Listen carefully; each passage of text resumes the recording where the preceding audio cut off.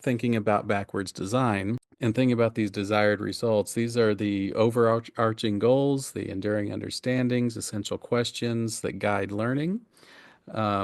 Acceptable evidence. This may include assessments and performance tasks. Now, this is where the language specialist can come in, right? Because we really have to be careful about what we put in front of kids. We want to stretch them, not snap them, as far as their language. So, if we, for example, if we have a student that's in their first year on their journey to English proficiency, we don't want them reading Shakespeare, for example.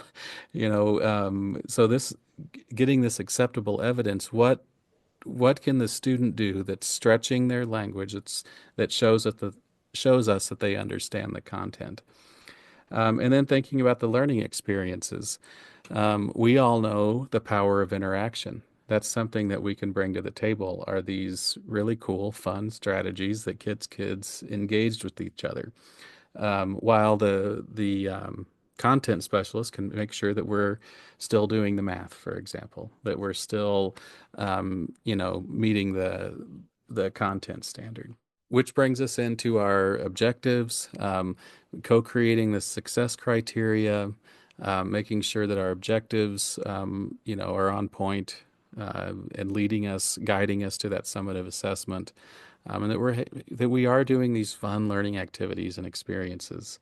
A nice acronym that we can have is BASE, a four-step process that consists of defining the big ideas, analyzing areas of difficulty, creating strategies and supports, and evaluating the process. Margie, did you want to add something? I was just thinking about like there's all kinds of different constraints and all kinds of like, so some people might be in a context where this is all set up and the system's kind of running and going, but a lot of times that's not the case and there are different barriers. So I think I was just jumping on here to add that the idea of backwards design is important because sometimes we are just having some asynchronous, some hallway, some, sometimes it is like informal communication that's taking place before the actual co-teaching. And so keeping in mind with this acronym, the big ideas.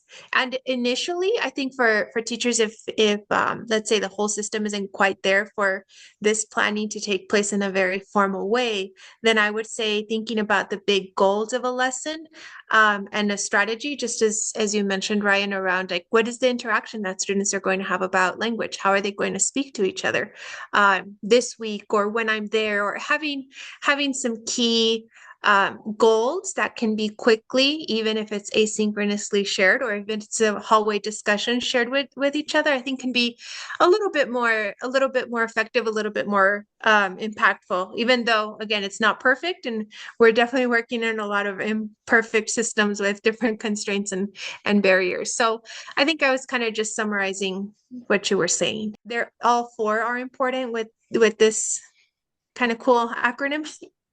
But I would say also that the thinking about the strategies around language and how that can be kind of quickly shared can help to empower the language teacher and empower the co-teacher. So just kind of wanted to recap that. Yeah, thank you, Margie. So some other ideas for collaborative planning, and again, we can't stress this enough. We have to plan for successful co-teaching. Um, this way we get our content and our language objectives, the teaching materials, all those scaffolds and supports, creating intentional groupings, taking advantage of both adults in the room, structuring the flow of the lesson, looking at protocols. Some folks prefer having a protocol or a guideline for their planning, where we can set roles and responsibilities. This is especially true as we are just starting off in our co-teaching journey with someone.